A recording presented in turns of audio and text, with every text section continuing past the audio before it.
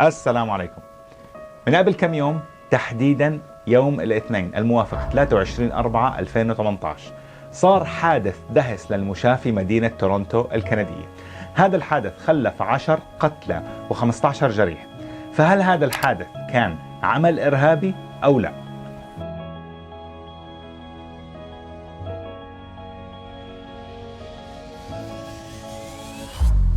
أليك ميناسيان، شاب كندي عمره 25 سنة، قام باستئجار باص وطلع على منطقة في مدينة تورونتو وبدأ بدهس المشاة في الشارع. هذا الحادث شكل صدمة كبيرة للمجتمع الكندي، فالثقافة الكندية والكنديين بشكل عام مسالمين.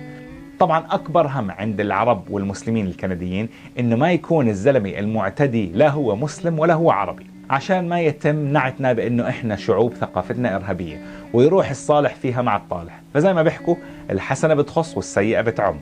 المهم إنه المعتدي طلع كندي وما له علاقة بالعرب والمسلمين. ولكن طبعا الحركات العنصرية ما قدرت إنها ما تستغل هاي الفرصة إلا وإنهم بدأوا يربطوا الحادث بالمسلمين والمهاجرين قبل ما يخلص التحقيق ويطلع أي تصريح رسمي عن المتهم بالحادث. بس الإعلام الكندي وكثير من السياسيين والناشطين الكنديين قاموا بالتصدي لهاي النعرات العنصرية والدفاع عن المهاجرين والمسلمين في محاولة بائسة تهدف إلى محو الفكر العنصري ضد الأقليات المسلمة والمهاجرين. الخبر المؤلم كان وفاة رجل أردني في السبعينات من العمر. بنفس يوم الحادث شفت صديقة لإلي في المول وشربنا قهوة مع بعض، وسألتها عن صديق إلنا مشترك تشتغل معه اسمه عمر نجار، وقلت لها إنه على بالي صار له كم يوم وإني اشتقت له كتير. فحكت لي إنه عمر منيح كتير وأبوه وأمه جايين زيارة من الأردن وإنه هو مشغول معهم شوي. وبعدها تركتها ورحت أكمل أشغالي. تبعت لي رسالة بعد شي 3 ساعات بتحكي لي إنه اليوم سألتني عن عمر، أبوه توفى اليوم بحادث الدهس اللي صار في تورونتو. اتفاجأت لأنه عمر ساكن قريب علي في منطقة الداون تاون في نص تورونتو، وإنه ليش أبوه الله يرحمه كان في منطقة الحادث اللي هي بعيدة عن البيت. فردت صديقتي بتحكي لي إنه هو كان نازل يتمشى شوي وسبحان الله وصل لمنطقة الحادث. أنا انصدمت كتير، والواحد بيسمع عن هاي الحوادث الإرهابية وما عمرك بتتخيل إنه هذا الحكي يصير مع ناس بتعرفهم عن قرب. وطول الأيام الماضية وأنا في حالة ذهول، تنفصل عن الواقع وبتفهم شو يعني إنه يأتي الموت فجأة ومن دون مقدمات. وما تدري نفس بأي أرض تموت، إن الله عليم خبير. صدق الله العظيم. منير نجار والد الأخ العزيز عمر نجار رحمة الله عليه، ويصبر أهله وأهالي الضحايا على هذا المصاب الجلل، وإنا لله وإنا إليه راجعون.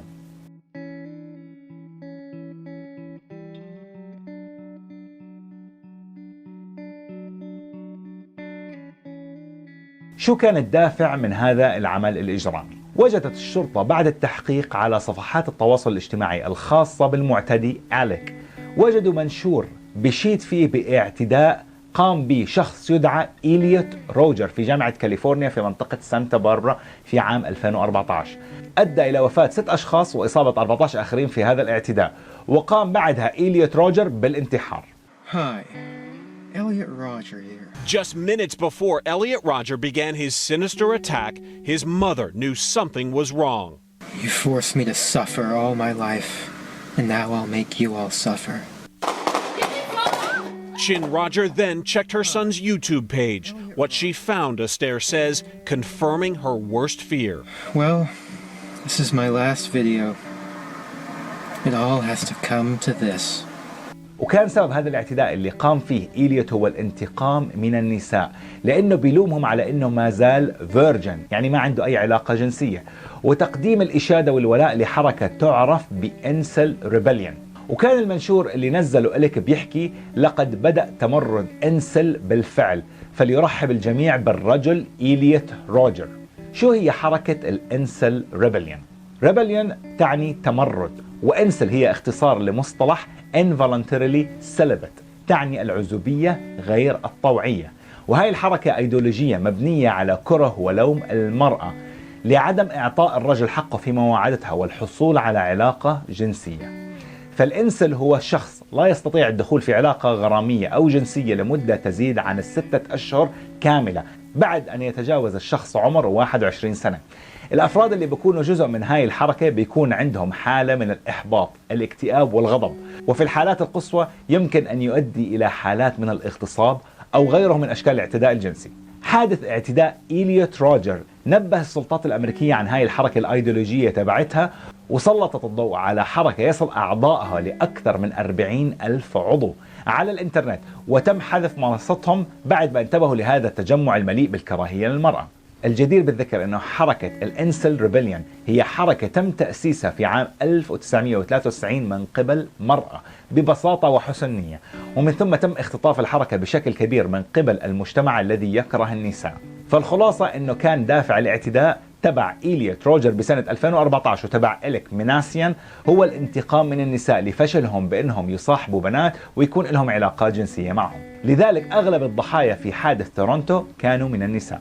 نقطة ثانية يجب التنويه لها هو الإشادة بموقف الشرطي الكندي كيم لام اللي ألقى القبض على إليك ميناسيان وسيطر على الموقف بدون عنف ومن دون إطلاق رصاصة واحدة على المعتدي.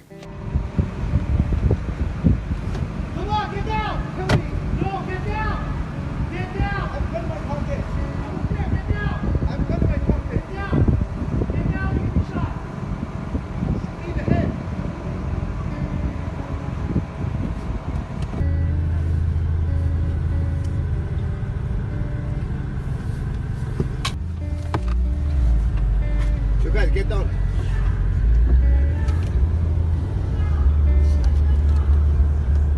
مع انه كان أليك عم بيشاور بايده بهاتف خلوي على شكل مسدس وعم بيحكي له انه يقتله ويطلق الرصاص على راسه على امل انه الشرطة يخلصوا من حياته الكئيبة، لانه الواضح انه كان أليك ميناسيان كان بده ينهي حياته زي بطله إليوت روجر، بس هو ما كان عنده الجرأة انه ينتحر زي ما عمل إليوت، فحاول يصل للي بده اياه بمساعدة هذا الشرطي البطل، ومع هذا الشرطي رفض انه يقتله، حتى لما حكى له اني انا حامل مسدس في جيبي وكان بده يوصل لجيبه وكل مرة يطلع ايده والشرطي رفض يطلق النار. لو هذا الموقف صار نفسه في الدولة المجاورة مع الشرطة الأمريكية لكانت ردة الفعل أعنف ولتم قتل المعتدي من دون تردد، وهذا بورجي الاختلاف الكبير بين ثقافة الجارتين أمريكا وكندا. But the second part of the story that's amazing is how the police in Canada handled it. This is not how police in America would have handled it, and I want to give them credit for it. They get the guy, he comes out of the car, he appears to be pointing a weapon at the cops. They do not shoot. He pretends to get a weapon out of his pants and quick shoot the cops. They do not shoot. It's amazing.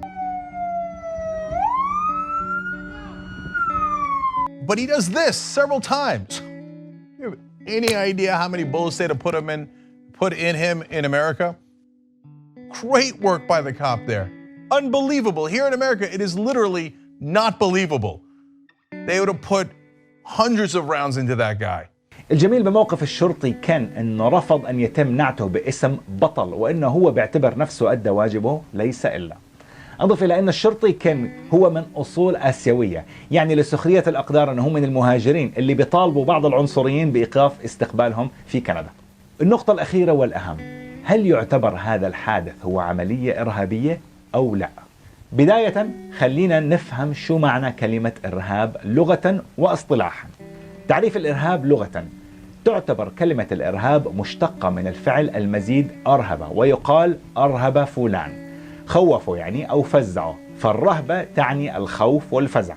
أما تعريف الإرهاب فالاصطلاح، حاول بعض المفكرين تعريف الإرهاب وما يتصل به من أعمال من ضمن التعريفات التالية التي تشمل القتل والاغتيال والتخريب والتدمير والتهديد، تهديد باستخدام العنف ضد الأفراد أو تهديد الحريات الأساسية للأفراد لأغراض سياسية بهدف التأثير على موقف أو سلوك مجموعة مستهدفة بغض النظر عن الضحايا المباشرين. فهذا معنى الإرهاب. في مقال في جريدة الاندبندنت البريطانية تحت عنوان إذا كان أليك ميناسيان استوحى تصرفه من حركة الإنسل الكارهة للنساء بدلا من داعش فهو لا يزال يعد عملا إرهابيا. ذكر المقال أنه في الآونة الأخيرة بدأ الباحثون الربط بين الإرهاب وحركات كره النساء والعنف الأسري، خصوصا بعد انتشار عمليات القتل الجماعية مثل ديفن باتريك كيلي اللي قتل 26 شخص العام الماضي في كنيسة بولاية تكساس، ألكسندر بيسونات اللي فتح النار على المصلين في مسجد في مقاطعة كيبك الكندية العام الماضي وراح ضحيته 6 أشخاص وجرحى آخرين، أو عمر ماتين اللي قتل 49 شخص في ملهى للمثليين الجنسيين في أورلاندو عام 2016. خالد مسعود اللي قتل 5 أشخاص، روبرت دير اللي قتل 3 أشخاص، وغيرهم كتير من الناس. ومن هون بتحكي الكاتبة بأنه لا يجب أن نتفاجأ من كون أن العنف الأسري وأي نوع من الاعتداء يعد شكل من أشكال الإرهاب. واستشهدت بشخص اسمه لوك هارت اللي أخته وأمه تم قتلهم على يد أبوه بإطلاق الرصاص في عام 2016. وكيف لوك وصف هاي الخبرة قائلا أنه أبوي كان شخص إرهابي عايش في بيتنا. The thing that we learned in the end was with our father, like he had the mentality of a terrorist. He was willing to kill himself to achieve what he achieved. ومن هون بنقدر نحكي انه العنف الاسري شكل من اشكال الارهاب، والمجموعات اللي بتحمل اعضائها للكراهيه ضد المراه او حتى الرجل على حد سواء تعد مجموعات ارهابيه. ولكن مجموعه الانسل بتلوم المراه لمشكله في عدم استطاعه اعضاء هاي المجموعه بانهم يحصلوا على الجنس، وهذا اللوم تحول لكراهيه. فهم ما بتحدثوا عن حقوقهم، وانما دافعهم هو الكراهيه البحته اللي بيلوموا فيه المراه على وضعهم الحالي. وختمت المقالة بأنها حكت إلى متى يمكننا أن نتجاهل مخلوقات الإنترنت اللي بتعيش في القبو بأنهم مهووسين جنسيا، بينما روجر وميناسيان كلاهما قتلوا أكثر من 16 شخص.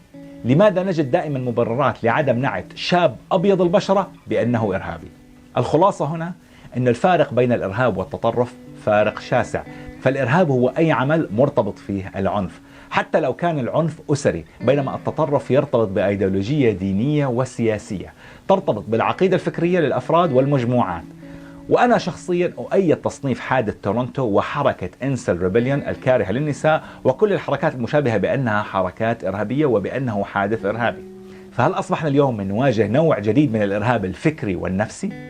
شاركوني آراءكم في صندوق التعليقات، وما تنسوا انكم تعملوا لايك وشير وسبسكرايب على قناة اليوتيوب، وبشوفكم بالحلقة القادمة ان شاء الله. الى اللقاء.